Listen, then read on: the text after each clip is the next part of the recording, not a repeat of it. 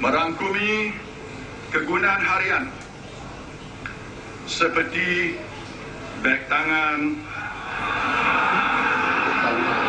kasut, sut, baju kanak-kanak, dompet, pewarna rambut,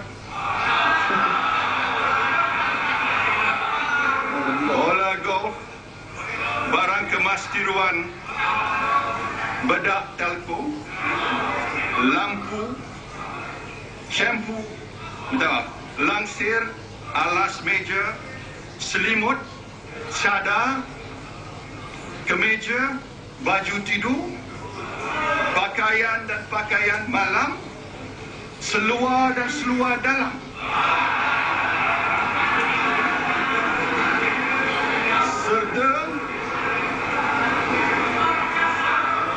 serta wangi-wangian termasuk kelambu.